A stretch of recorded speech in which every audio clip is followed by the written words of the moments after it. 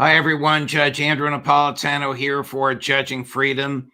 Today is Thursday, January 2nd, 2025. Happy New Year to everyone. Professor Jeffrey Sachs will be here with us in a moment on Is the UN Toothless? But first, this. We're taught to work hard for 35 to 40 years. Save your money, then live off your savings. Unfortunately, there are too many threats undermining the value of our hard-earned dollars. The Fed's massive money printing machine is shrinking your dollar's value. Just the cost of groceries is absurd. Let me be brutally honest. I think the dollar is on its way to being extinct, not just here, but globally. The BRICS nations, led by Russia and China, threaten to remove the dollar as the world's reserve currency. Central banks have been shifting away from the dollar and into gold. And if we go to central bank digital currency, that will not only destroy the dollar, but we will lose our freedom. We will lose our privacy. They can track anything we do. You need to take care of yourself and your family. So here's what you need to do. Immerse yourself in knowledge and information. The writing is on the wall. Now is the time to consider shifting some of your dollars into gold and silver as your bedrock financial asset. Call my friends at Lear Capital, the leader in precious metals, investing for over 27 years. They help me diversify into gold and silver. They can help you too.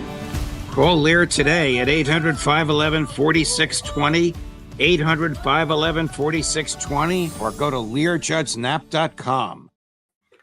Professor Jeffrey Sachs, welcome here, my dear friend. Happy New Year to you. Thank you, as always, for your time. Before we get into your thoughts on the UN, its relationship to Israel, its ability to be a moral force in the world, something about which I know you could discuss in your sleep, I want your take on Russia today. President Putin, in one of his two lengthy press encounters at the end of last year, just last week, told the Russian people that everything will be okay, and he's been mocked in the Western media for that. But what is your understanding of Russia's economy today, its political stability today, its perception of itself in the world today, and its likely triumph in Ukraine? Well, Russia is a great power, one of the few in the world. The United States, China, Russia, India, I would count as the world's four great powers. That reflects a mix of factors. Russia is territorially the largest country in the world. It's a vast 11 time zone country. It's a populous country of 150 million people. It's a technologically and educationally sophisticated society, as it has been for many decades, including during the Soviet period. Many breakthroughs in mathematics, in science, in technology have come from what was the Soviet Union, now is today Russia. Russia is a country with a great civilizational history and a great cultural history. We read the great Russian novelists today, past and current. And in this sense, Russia, I believe, is not like our propaganda holds it day by day on the verge of collapse. It's a country under attack by the United States and by the West.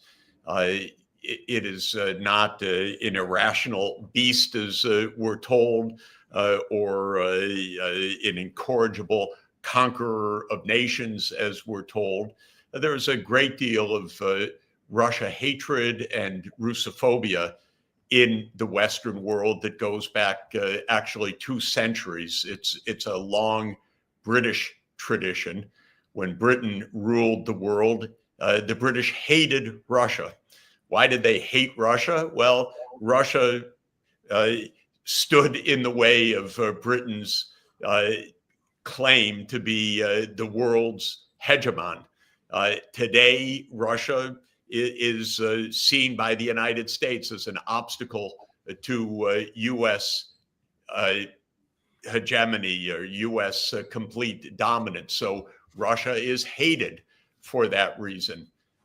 But the idea that Russia's, somehow, as Obama reportedly put it, a gas station with nukes or a country on the verge of collapse, it is plainly wrong. And one final point, just to say in this brief overview, Russia has successfully, with China, India, Brazil, South Africa, and now another 4 countries that joined that association, the BRICS, last year, and another 9 that are joining this year, is creating a major global group of like-minded countries that don't like the United States bullying, that trade with each other, have good relations with each other. And so the idea that Russia has been isolated by the United States is also one of the myths that were fed daily by the Washington Post, the New York Times, the Wall Street Journal, MSNBC.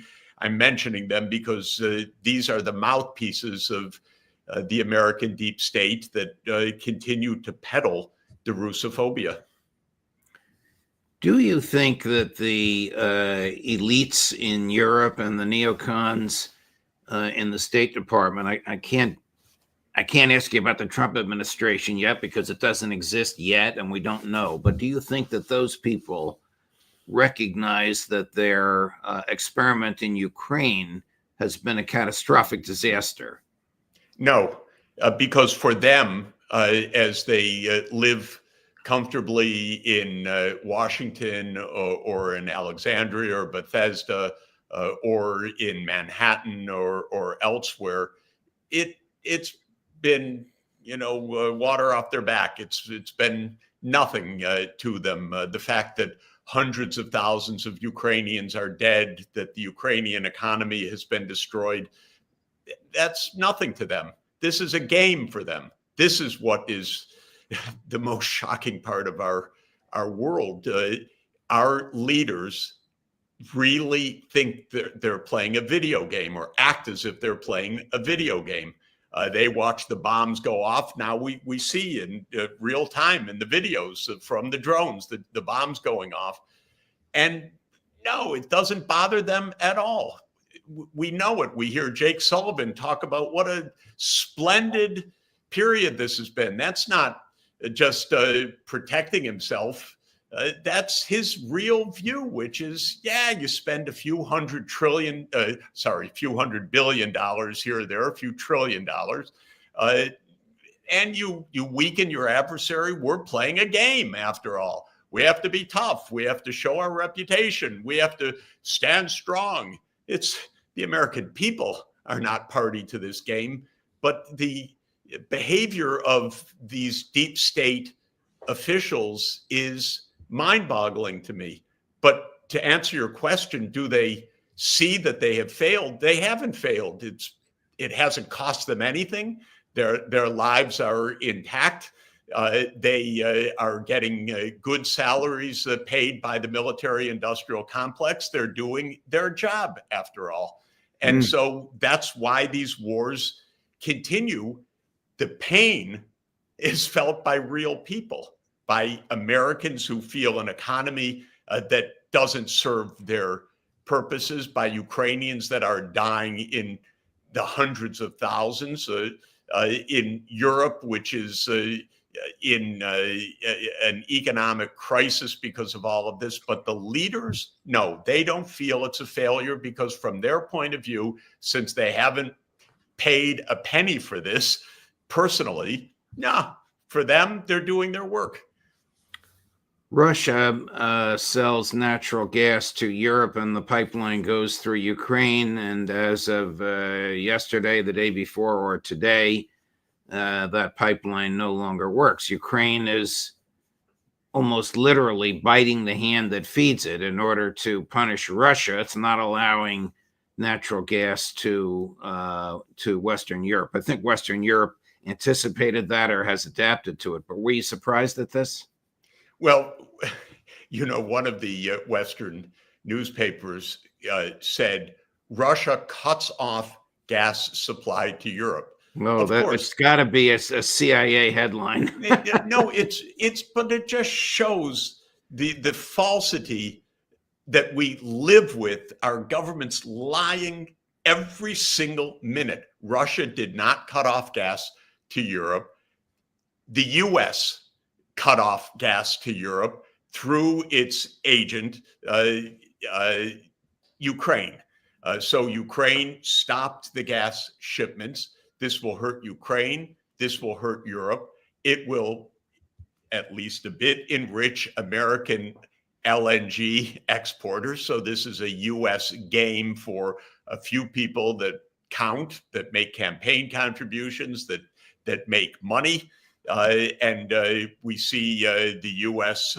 With the LNG contracts to Ukraine and U.S. LNG at many times the cost that they would have paid for Russian gas rushing to Europe right now. So again, it's a game that the losers are the people of Ukraine, the people of Europe. The idea is to punish Russia because in our kind of our government's deep state, it's not, I won't say it's masochism because they're not inflicting pain on themselves. They're inflicting pain on the American people. They're inflicting pain on the Europeans. They're inflicting pain on the Ukrainians, and they're doing it so that they can do their best to inflict pain on Russia. It's a great world where the great challenge is how much harm can I cause to someone else? Not can I solve any single problem in this world. President Putin has indicated several times a desire to speak to Donald Trump when he becomes the president of the United States in 2 weeks. What do you think Putin hopes to gain from, I'm going to use the plural, those conversations? Well, what he hopes, but I think his hopes will be tempered by experience, but he hopes that the U.S. and Russia can establish a security relationship. What do I mean by that? The U.S. and Russia each have 6,000 nuclear warheads, most of which are aimed at the other side. They have 1,600 deployed nuclear warheads ready to be launched, most of which are aimed at the other side.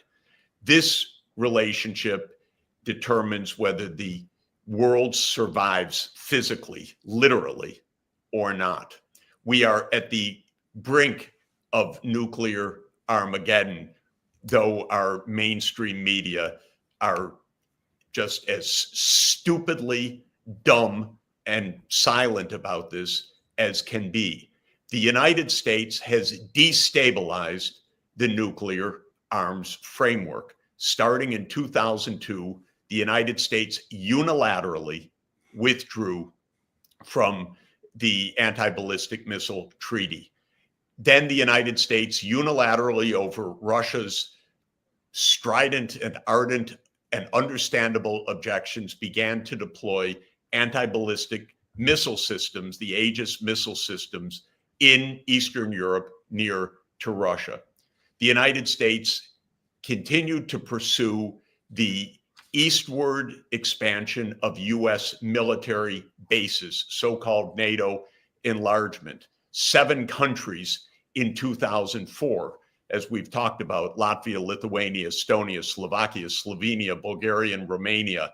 And then in 2008 said, we'll move on to Ukraine, which is the reason for the war in Ukraine. Then in 2019, under the first Trump administration, the United States unilaterally abandoned the Intermediate Nuclear Force Treaty. We have war, and we have a breakdown of the nuclear arms control situation. This is our real crisis. This has put America at greater risk than ever before. These fools, or demented or absent President Biden, for example, has made America far less secure in the last 4 years. It's a disgrace. This is what President Putin would like to speak about, grown up to grown up. God help us, I hope such a serious discussion takes place. It would involve the question of whether NATO is going to stop moving, whether the US is going to stop deploying missile systems near Russia's border, whether the US is going to re-enter agreements like the Intermediate Nuclear Force Agreement or the broader nuclear arms control strategic framework. Those are not only serious issues, those are existential issues. With Biden, we didn't have one moment of this in a serious way, not one. This is why Jake Sullivan has been the worst national security advisor in our modern history. And I would say Blinken has been the most useless Secretary of State. And what we surmise about Biden and what we're now starting to hear glimmers of is that he's not been all there mentally, even from the start of his term. But that's what President Putin wants to talk about. Actually, let's just call it grown-up things.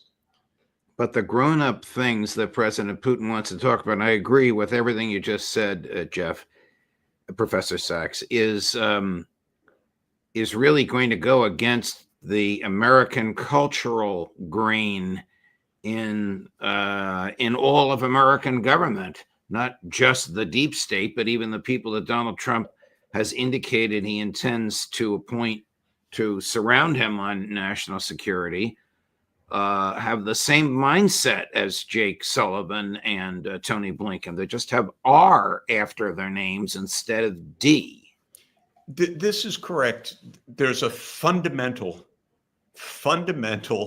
mindset issue in the United States. It was pointed to by J. William Fulbright 60 years ago. It was probably the first foreign policy book I ever knew of when I was a young kid. And this was a book that he called The Arrogance of Power. Yes. He was then the chairman of the Senate Foreign Relations Committee. And we know that pride goeth before the fall. American pride, American arrogance, American belief that we must get our way always, because if we don't get our way, we'll lose the trust of all the allies around the world that support us. So we have to stand up and win every time. This is profoundly, deeply set in the American psyche, in the political class in Washington, in the acceptable rhetoric, in the opinion columns, in the editorials. It's true today. David Ignatius in the Washington Post, basically, he answers questions for his readers at the start of the new year. He's a voice of the CIA typically.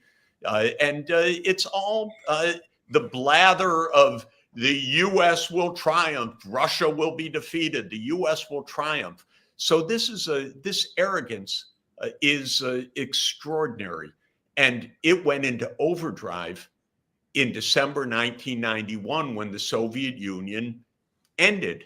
And then America declared itself as the indispensable country and the world's sole superpower. A wonderful new history of this period after 1991 by a wonderful historian, Jonathan Haslam, has the book title, Hubris. This is another word for arrogance. Hubris is the hallmark of American foreign policy. And unless we get over the hubris, we'll drive ourselves to destruction. This is the basic point.